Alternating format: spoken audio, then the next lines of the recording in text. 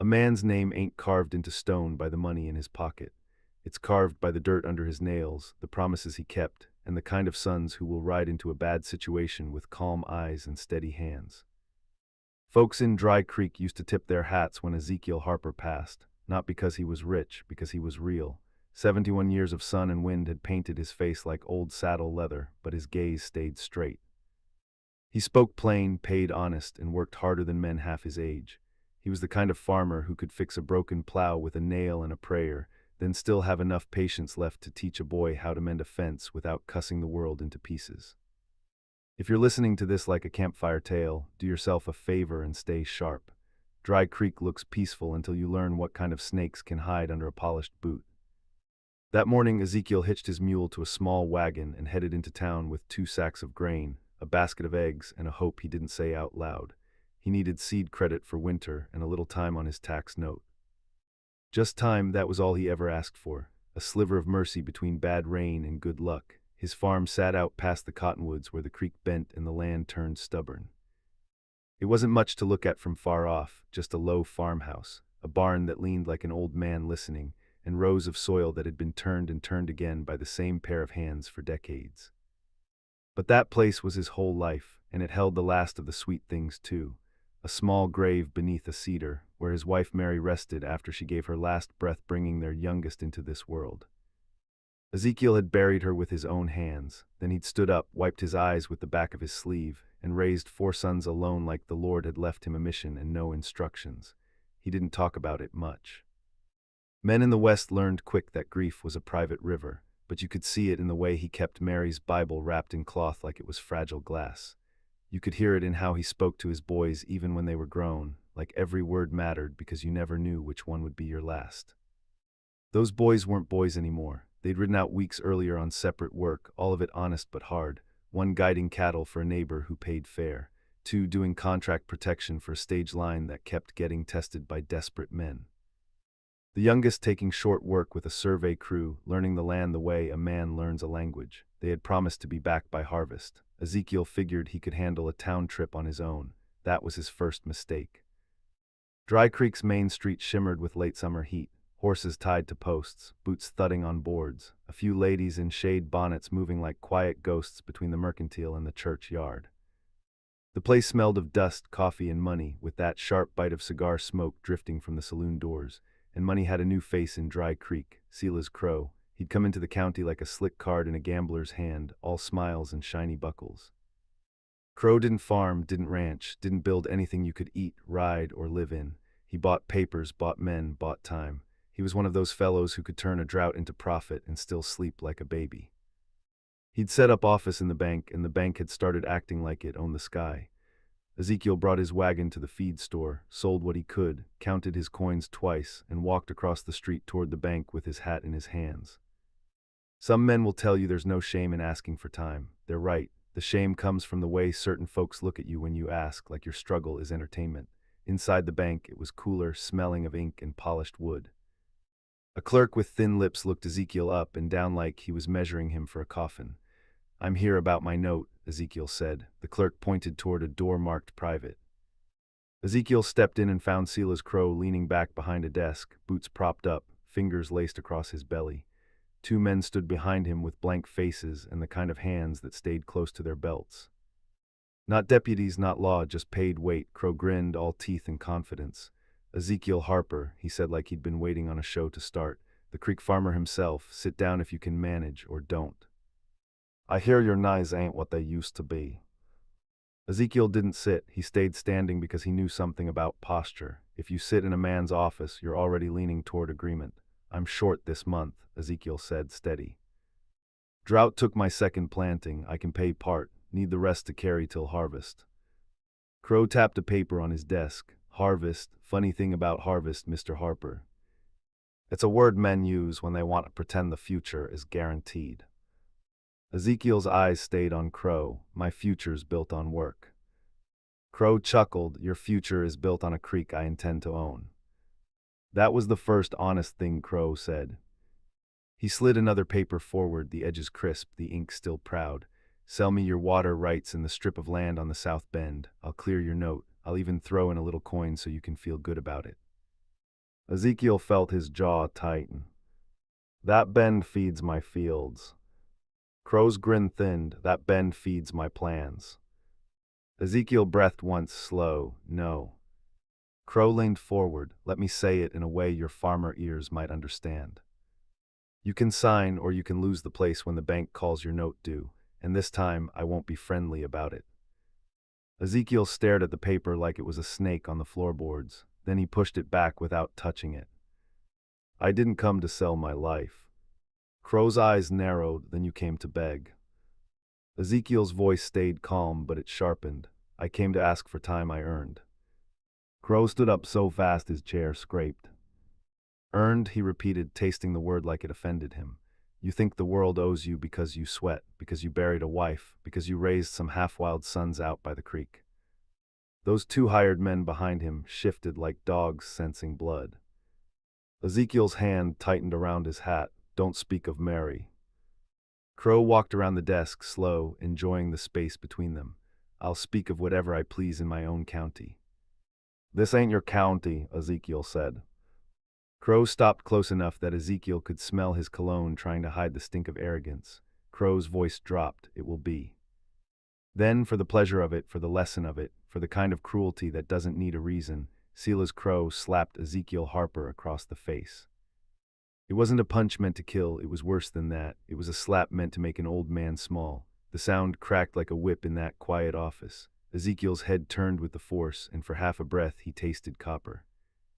His cheek burned, but the real burn was deeper, down in the place where a man keeps his pride because it's all he can afford to keep. Crow smiled. Now, he said, you will sign. Or you will walk outside and tell everyone you couldn't pay, and you lost your land fair and proper. Ezekiel turned his face back, slow as a sunrise. Blood touched the corner of his mouth. His eyes were dark, not with panic, but with something older. He whispered, you made a mistake. Crow laughed. No, Ezekiel, you did. You lived long enough to think you were untouchable. Crow opened the door and marched Ezekiel out into the bank's front room, then out onto the boardwalk where half the town seemed to have gathered without admitting they were curious. News traveled fast when humiliation was the currency. The deputy stood near the hitching posts, not moving. The store owner lingered in his doorway, hands in his apron. Men from the saloon watched with interest, like a fight might break out and give them something to talk about besides their own failures. Crow raised the paper high. Dry Creek, he announced, loud and pleased. Witness a man learning that debts don't care about age. Mr. Harper here is about to sign away his water rights to clear his note. Ezekiel stood with his hat in his hands, shoulders squared, face stung red, and the whole town staring. A lesser man would have dropped his eyes. A lesser man would have looked for pity. Ezekiel looked at the ground once, but not from shame. He looked because he saw something in the dust, 4 sets of hoofprints, fresh, cutting across the street like a promise. Then the sound came. Not shouting, not chaos, just the steady approach of riders who weren't in a hurry because they weren't afraid of being late. Heads turned, conversations died. Even the saloon piano quit its lazy tinkling like the keys had decided to pay attention. 4 men rode in from the west, silhouetted in the glare, dust trailing behind them like a cloak. They didn't ride like drifters. They didn't ride like hired guns looking to impress. They rode like family coming home. The first was broad-shouldered, sitting tall in the saddle, reins loose, eyes clear. The second and third flanked him, moving in a perfect mirrored rhythm like they'd been trained to breathe together. The fourth, youngest, rode slightly behind, gaze sweeping the street with a quiet intensity that made men look away without understanding why. Each of them carried a rifle in a saddle scabbard, and each of them wore the calm expression of a man who had practiced one skill until it was as natural as blinking. Ezekiel didn't move, but something in his posture eased, like a weight shifted off his spine. Sela's Crow's grin faltered when he recognized them, because the Harper boys weren't a rumor, they were an answer. Caleb, the eldest, 32, hands steady as a church bell and eyes that didn't waste time. Jonah and Luke, the twins, 28, quicker than most men could track, known up and down the stage road for ending trouble before it started. Eli, barely 23, with the kind of quiet that made loud men nervous. They reined in together, stopping in front of the bank like the street belonged to them, and the world would just have to deal with it.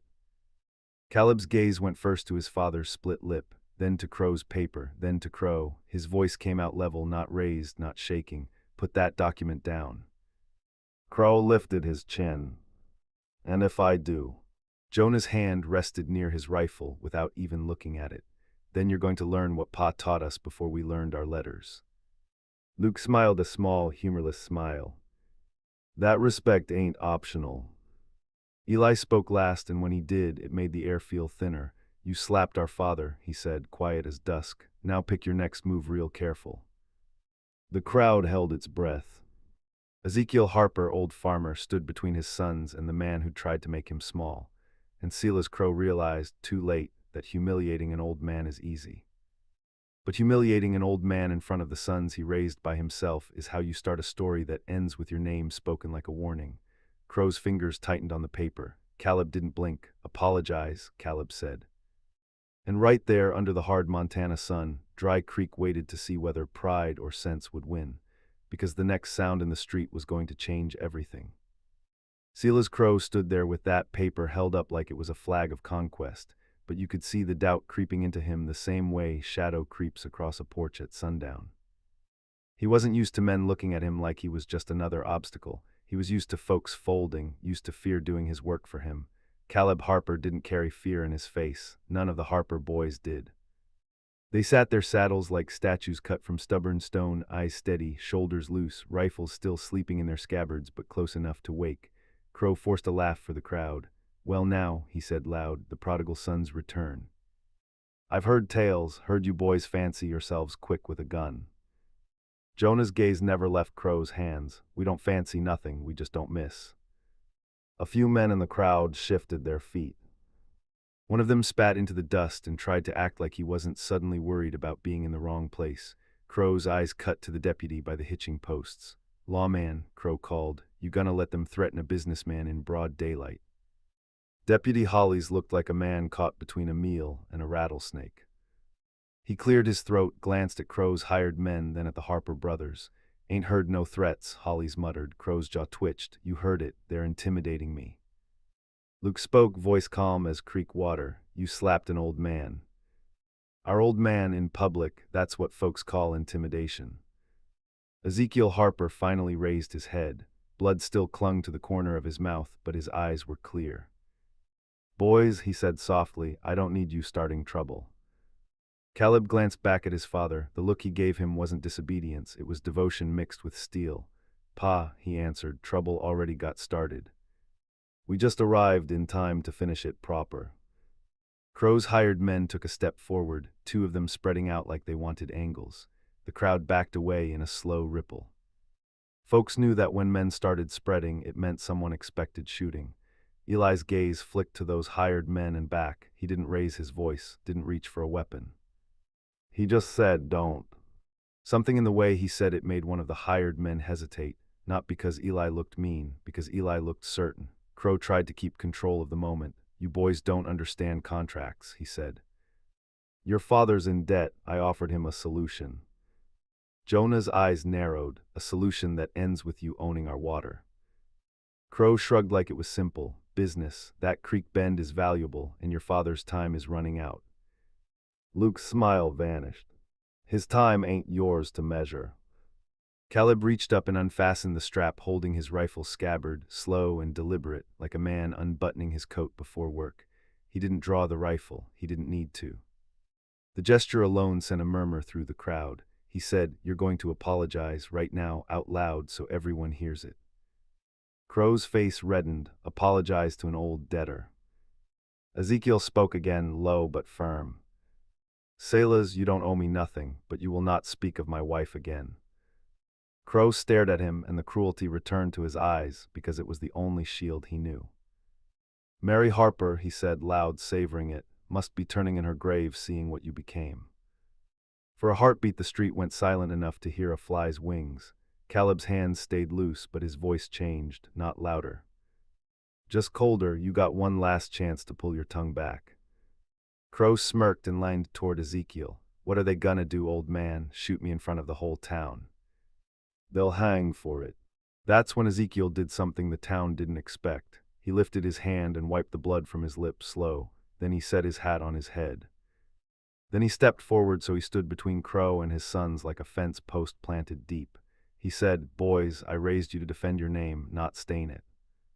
Jonah's jaw clenched. Pa, he. I know what he did, Ezekiel cut in.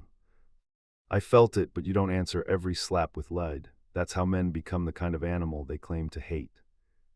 Luke looked torn, like two teachings were wrestling in him. Protect Pa and obey Pa. Eli's eyes stayed on Crow. He won't stop, Eli said softly, not until he thinks he owns you. Ezekiel nodded once. Then we handle him the way we handle coyotes, not with rage, with smart. Crow laughed again, louder, trying to turn the crowd back into his side. Hear that? Even your old man knows you ain't got the guts. Caleb didn't flinch. He spoke over Crow, voice aimed at Deputy Hollies. You saw him strike my father. Hollies swallowed. I seen a disagreement. Jonah's head turned toward the deputy, eyes hard. You seen an assault. Crow waved a hand. Come now, deputy. I'm sure we can settle this like civilized men. Ezekiel looked at Hollies. I'm filing complaint, he said, and I'm requesting protection on my property against unlawful seizure. The crowd murmured again. It sounded like wind moving through dry grass, uneasy and restless. Hollies shifted, caught between fear of Crow and the sudden attention of four Harper sons who looked like they'd seen gunfire and didn't scare easy. Ezekiel, he said, you know the court ain't quick. I know, Ezekiel replied. That's why I'm doing it now. Crow's smile returned thin and sharp. File what you want, paper don't stop progress. Caleb's eyes narrowed slightly. Paper can bury a man too, if it's the right paper. Crow tilted his head, amused. And which paper would that be? Jonah answered, a warrant. Luke added, an injunction. Eli finished, or a confession. Crow scoffed and made a show of folding the document, slipping it into his coat. You boys are entertaining. But the Harper place is mine one way or another. That creek will be rerouted, those fields will dry, and your father will sign when hunger makes him polite. He took one step closer to Ezekiel, enough to be insulting. Then he leaned in and spoke low so only the Harpers and his hired men heard. Tonight, he whispered, I'm going to remind you what happens when a farmer thinks he can say no. Ezekiel held his gaze. Don't do it, sailors. Crow straightened loud again for the audience. Gentlemen, he announced, it's been a pleasure. I do hope Mr. Harper finds a way to pay what he owes. Then he turned and strode toward the saloon as if he'd won. His two hired men followed, but one of them glanced back at the Harper boys with a look that wasn't brave. It was worried. The moment Crow was out of earshot, the street exhaled. People started moving again, talking in hushed voices like the air itself might carry secrets. Caleb slid off his horse and went straight to his father. He reached up and gently touched Ezekiel's cheek where the slap had landed. Does it hurt? Caleb asked. Ezekiel gave a dry little smile. I've been kicked by a mule with worse manners. Jonah stepped in, anger vibrating under his calm. Pa, why'd you stop us? That man needs to be taught. Ezekiel looked at each of his sons in turn. He wants you to shoot him, Ezekiel said. Not because he wants to die, because he wants you to look like criminals. He wants the town to fear you. He wants the law to turn its back. Then he takes everything and calls it justice. Luke frowned, so what do we do? Ezekiel's eyes shifted toward the bank, toward Crow's office, toward the quiet machinery of paper and power. We beat him at his own game, he said. We find out what he's hiding. Eli's voice stayed quiet. Men like that always hide something. Caleb nodded slowly, then we start asking questions. They moved as a unit, guiding their horses off the main street and toward the livery stable where a man named Otto kept his mouth shut if you paid him in coin or respect. Ezekiel's wagon was already there. Otto came out, wiping his hands on a rag. He saw the blood on Ezekiel's lip and his face tightened. Crow, do that. Ezekiel didn't answer. Caleb did. We're gonna need stalls for 4 horses and a quiet word. Otto glanced up and down the street, then jerked his head toward the back, behind the hay. They led their horses around to the rear where the sound of the town softened. Flies buzzed. Hay smelled sweet and sharp. The Harper brothers stood close, forming a circle around their father like they'd done since they were small. Caleb spoke first. Tell us everything, Pa, not just about today, about the note, about the creek. About who Crow's working with. Ezekiel took a breath. It started 6 months ago, he said. Crow bought into the bank. Then he started offering loans with kinder terms than anyone else. Folks took them because folks were hurting. Then the terms changed, fees, penalties. He got men signing papers they didn't understand. Luke's eyes narrowed, predatory. Worse, Ezekiel said, he got surveyors out by my creek 3 days ago. Marked stakes like they already owned it. Eli looked toward the hills beyond town. He's planning a diversion. Jonah's anger sharpened into focus. If he takes the creek, he kills the farm. Ezekiel nodded, and it ain't just me. Old Mrs. Pell has her orchard fed by that water. The Ortega family has cattle that drink from it. He's squeezing the whole bend. Caleb's voice was steady, so we stop him before night. Luke lifted a brow. Pa said no ambush. Ezekiel's gaze was firm. I said no foolishness. I didn't say we couldn't prepare. Jonah leaned forward. What did Crow mean about tonight? Ezekiel hesitated. The silence was heavy. Then he said, he's got men. Not deputies, not law, men who do dirty work. He'll ride out to the farm after dark, scare me, break something, set fire to the barn maybe. Or worse, take the mule, poison the well, make it look like I failed. Eli's eyes went colder. He's trying to force a signature. Caleb straightened, then we don't go back alone. Ezekiel's jaw tightened. We go back together, and we don't wait inside like rabbits. Luke looked thoughtful. We pick the ground. Jonah nodded. We make them come where we can see. Eli's gaze flicked to the town, then back to his brothers. And we find proof, he said. If we can get proof Crow's doing illegal seizures, the judge in Fort Mason can freeze his claims. Caleb's eyes sharpened. How do we get proof? Eli glanced toward the saloon. Men talk when they drink, he said, especially hired men who don't have loyalty, only appetite. Jonah cracked his knuckles. I can get someone talking. Ezekiel pointed a finger at him. No roughing folks up. Jonah exhaled through his nose. Fine, I'll get them talking with words. Luke gave a small grin. That'll be a new trick. Caleb looked at Otto. We'll pay you for what you know, he said. Otto raised both hands. I don't know much, but I know Crow brought a wagon in last week, late, heavy, covered, went straight to the back of the bank. 2 men guarding it with rifles, not the usual. Eli's eyes narrowed. What kind of wagon? Otto scratched his chin. Mining supply, stenciled for the North Spur Company. Caleb blinked. North Spur, that's the outfit trying to buy land along the ridge. Luke's face tightened. There's rumor they found silver near the ridge line. Jonah's voice hardened. If there's silver, Crow doesn't need our creek. He needs control. Water to run a mine, water rights to move equipment, land to claim a corridor. Ezekiel looked grim. So it ain't just greed, it's a plan. Eli nodded slowly. And plans leave trails. Caleb turned to his brothers. We split, he said. Luke and Jonah go to the saloon. Listen, don't start trouble. Eli, you come with me to the bank, not inside, around. We see what that wagon was. Pa, you stay with Otto and keep your wagon ready. If Crow's men ride tonight, we'll be ahead of them. Ezekiel bristled. I ain't sitting like a hen. Caleb's voice softened. You're not sitting, you're anchoring. If something goes wrong, you're our fallback. You taught us that. Ezekiel held his eldest son's gaze, then nodded once. All right, but you boys remember something. Luke asked, what's that? Ezekiel's voice turned low, the way it did when he was teaching.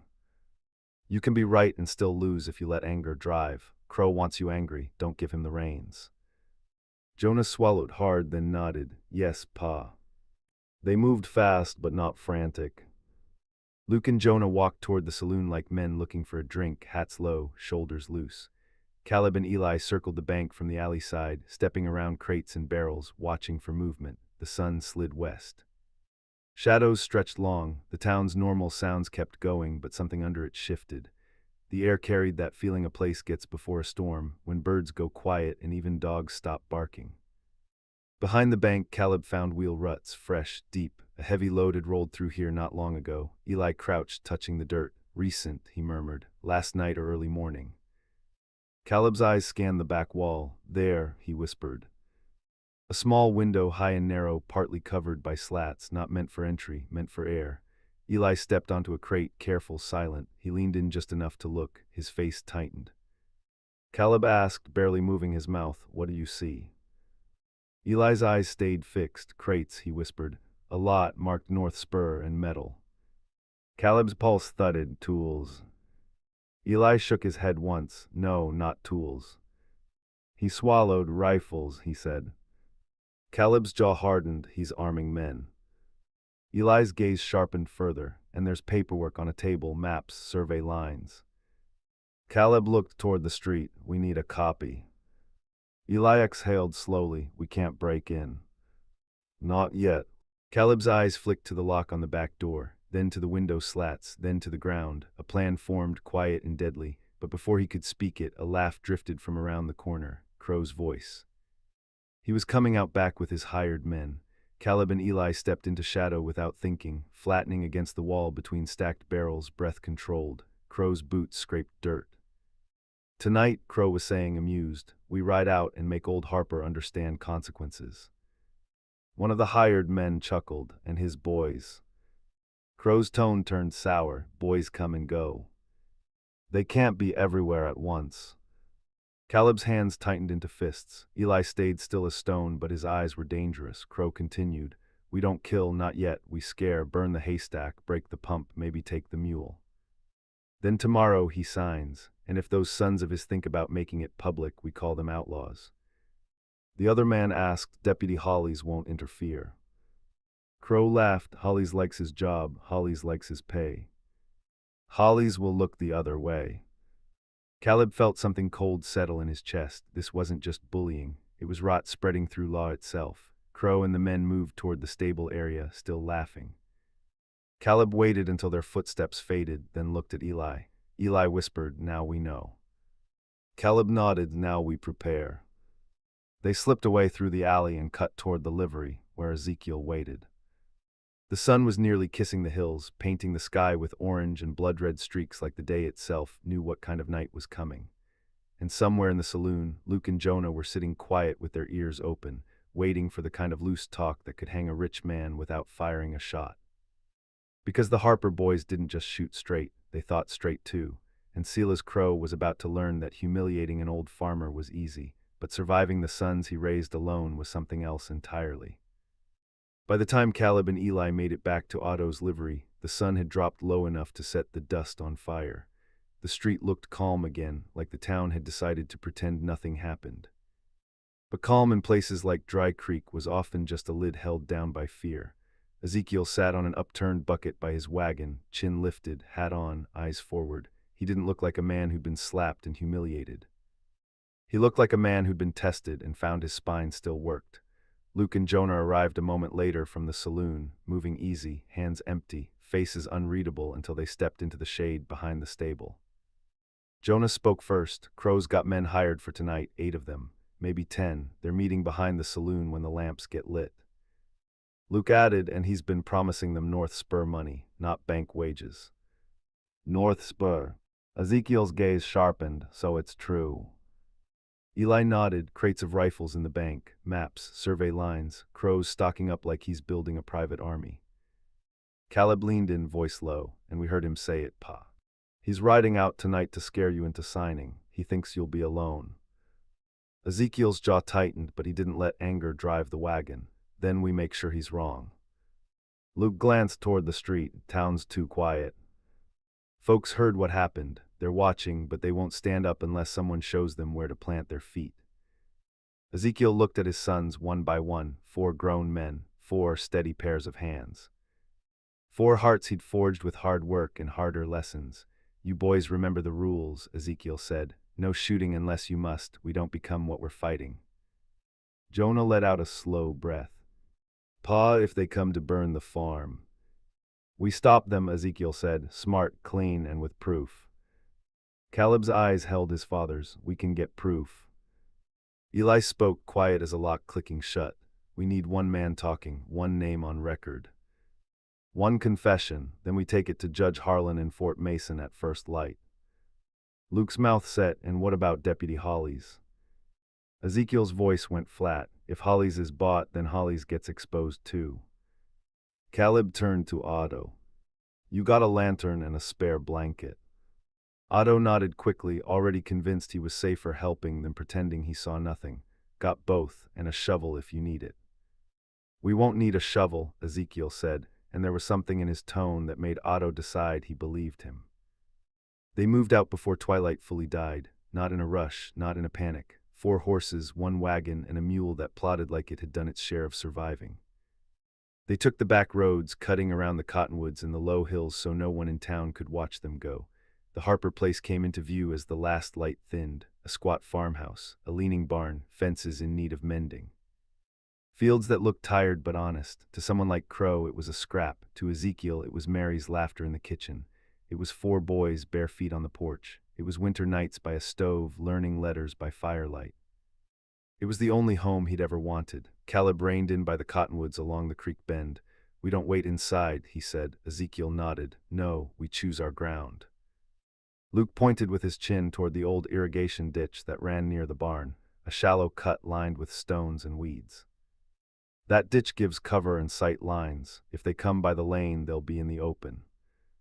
Jonah glanced at the pump house. If they aim for the well, they'll pass right between the shed and the corral.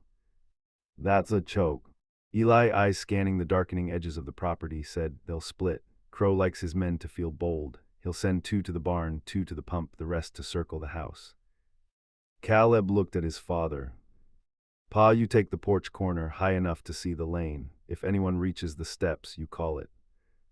Ezekiel started to protest out of habit, then stopped. He taught them this way of thinking. He wouldn't insult it now.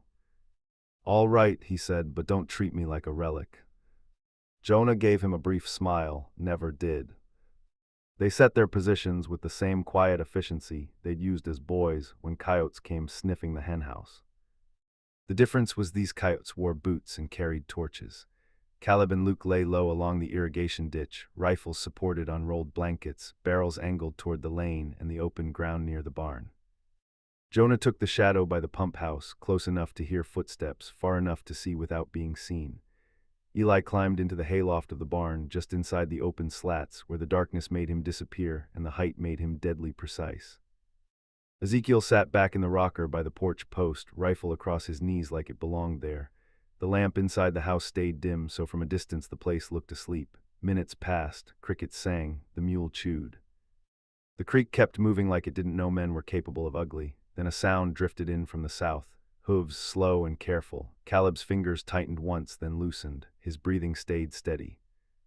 A sharpshooter's mind ain't the kind that flares, it narrows. 4 riders appeared first, shadows against the pale strip of moonlit lane, then more behind them, spaced out like they'd practiced.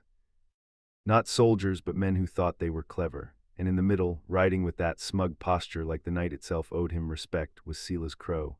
He halted just beyond the fence line and signaled with his hand. 2 men slid off their horses near the barn, carrying something long and wrapped. Another pair headed toward the pump house. The rest angled toward the front, spreading to surround. Crow called out, voice loud enough to carry. Evening, mister. Harper, thought I'd stop by to offer one last chance at civility. Ezekiel didn't answer. Crow chuckled. Sleepy, that's fine, my men will wake you. The 2 near the barn moved toward the haystack with a torch. Jonah watched his pair creeping toward the pump, hands ready to pry, maybe to smash. Caleb's eyes met Luke in the dark, and Luke nodded once. Caleb lifted his rifle and fired. The shot cracked sharp and clean. It didn't hit flesh.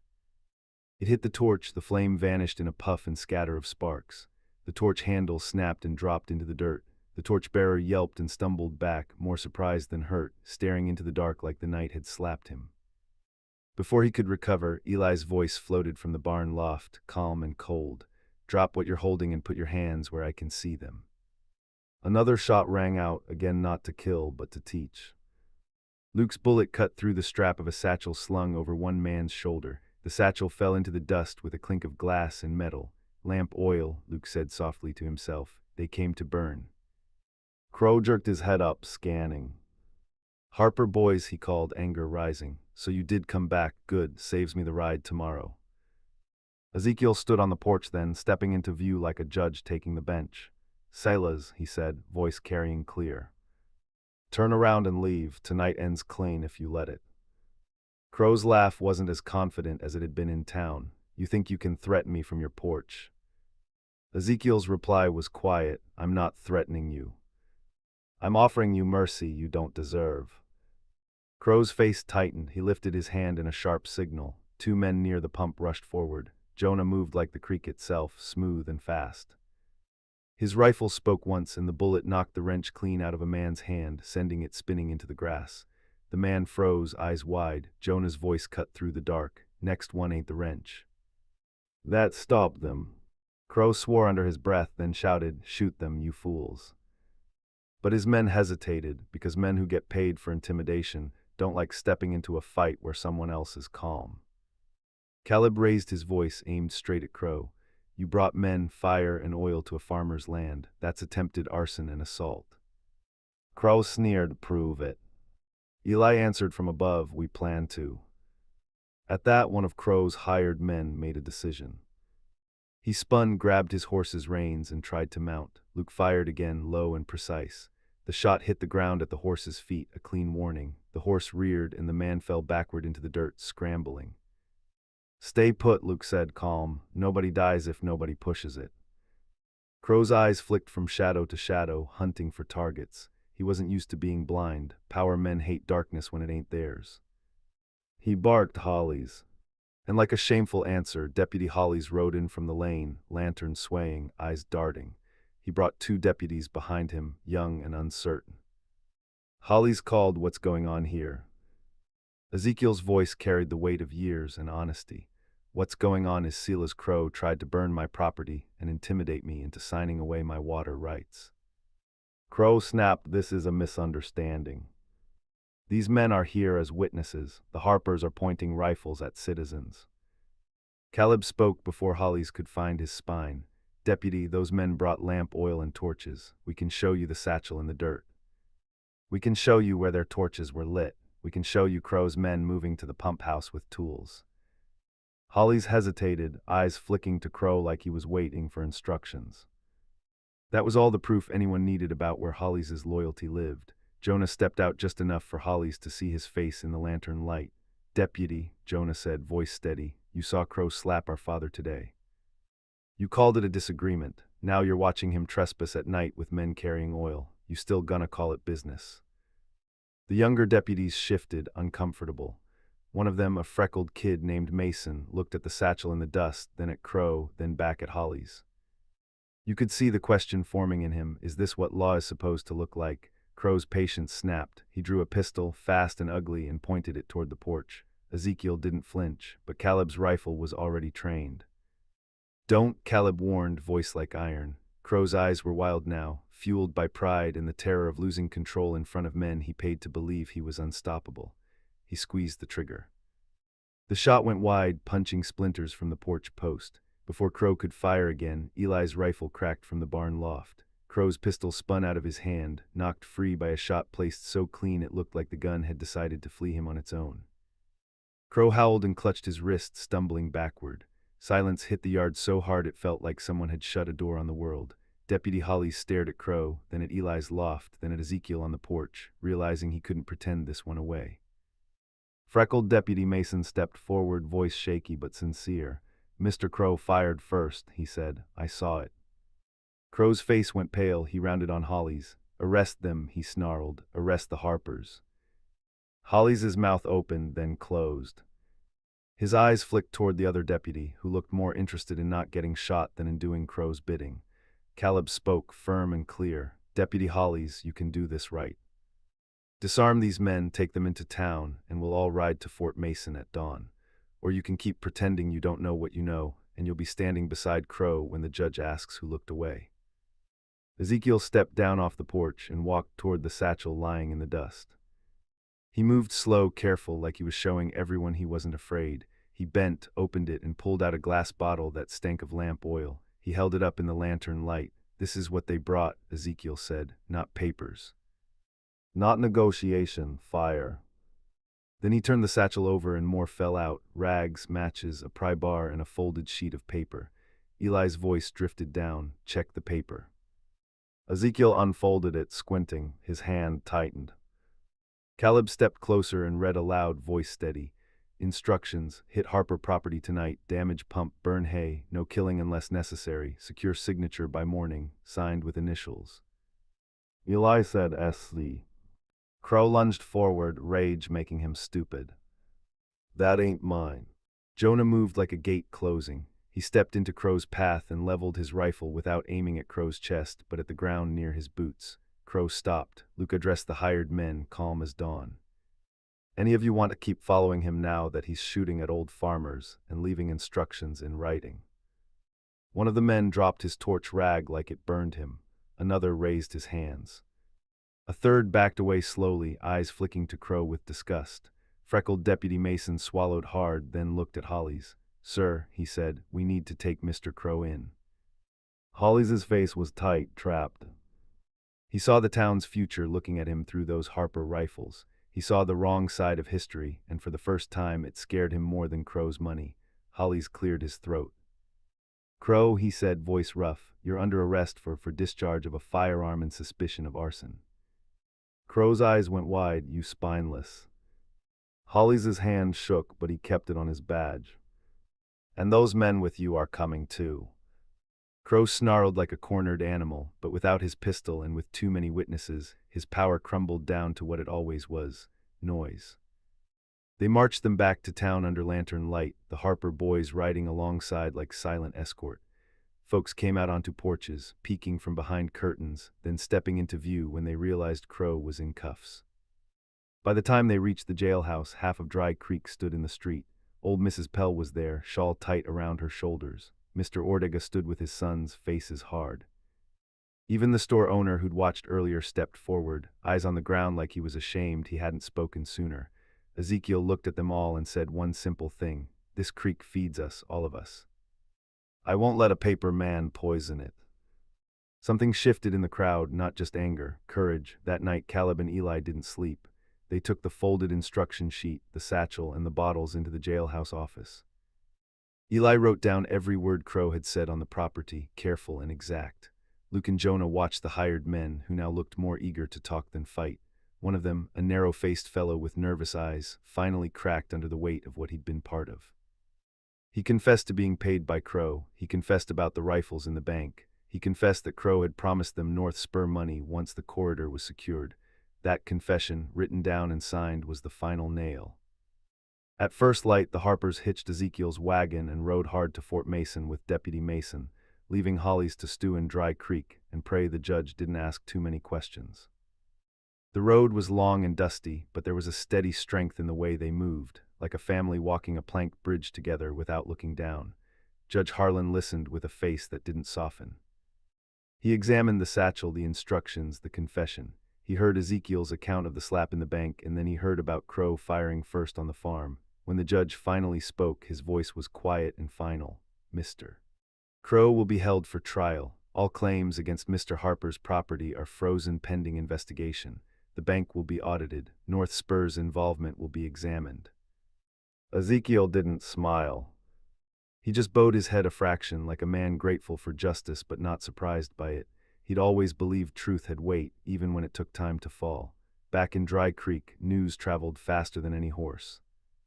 Folks gathered at the bank like it was a wounded animal. Men who'd been silent found their voices. Women who'd signed papers they hadn't understood demanded copies. The store owner who'd watched Ezekiel get slapped stepped forward and said, loud enough for everyone to hear, I saw it. I should have said so sooner, but I'm saying it now. Deputy Hollies tried to hold his badge like it was a shield, but it didn't fit him anymore. Judge Harlan sent a marshal within the week. Hollies resigned before he could be removed, muttering about unfairness, but nobody listened. Silas Crow sat in a cell in Fort Mason with his wrist wrapped and his pride bleeding out slow. The town that once bowed to his money now spoke his name like it tasted sour. And out at the creek bend, Ezekiel Harper stood with his sons and looked at the land that had nearly been stolen by ink and intimidation. The farm still needed work, the fences still lined, the barn still creaked, the fields still demanded sweat, but that place was theirs. One afternoon, as the sun laid warm light over the porch, Ezekiel walked to the cedar where Mary was buried. His sons followed, quiet and respectful, hats in hands. Ezekiel knelt, pressed his palm to the earth, and spoke low. Mary, he said, they tried to make me small, but the boys you left me, they stood like mountains. Caleb swallowed, throat tight. Luke stared at the horizon, blinking slow. Jonah's jaw worked like he was chewing through something hard. Eli looked down at the grave and murmured, "We did it clean, Ma. Like Pa taught us." Ezekiel rose, older than he'd been before the slap, but steadier too. He turned back to the house, and for the first time since town, there was a faint peace in his eyes. They planted new posts that week. They repaired the pump house. They stacked hay higher than before, not because they wanted to prove something, but because survival in the West was always a statement. Neighbors came by with nails and boards and quiet apologies for watching and not speaking. Ezekiel accepted the help without bitterness. He knew fear made cowards out of good folks, but he also knew courage could be taught. One evening, as the sky turned copper and the creek sang through the cottonwoods, the 5 Harpers sat on the porch. Ezekiel rocked slow, Caleb sipped coffee, Luke cleaned his rifle without hurry. Jonah whittled a piece of cedar into a small rose, hands moving the way they did when his mind was finally calm. Eli watched the fields like he was memorizing them. Ezekiel looked at his sons and let the truth settle into the air between them. "A man's legacy," he said, voice quiet, "ain't measured by the acres he owns." Caleb glanced at him. "No." Ezekiel's eyes warmed. "It's measured by the sons who show up when the world tries to spit on his name." Jonah gave a short, honest laugh. "You raised us stubborn." Luke nodded. "And straight." Eli added, soft and steady. Ezekiel leaned back, eyes on the darkening sky. "Then I reckon I did something right." The creek kept moving, the farm kept breathing. And Dry Creek, for the first time in a long time, remembered that power didn't live in papers or polished boots. It lived in a family that refused to be broken. That's how the story ended. Not with a town burning, not with revenge chewing up what was good, but with an old farmer standing tall again, defended by 4 sharpshooter sons he raised with nothing but love, discipline, and the kind of honor that can't be bought. And if anyone ever forgot and thought about slapping an old man for sport, they only had to remember one name, Harper, because respect out here is the first law.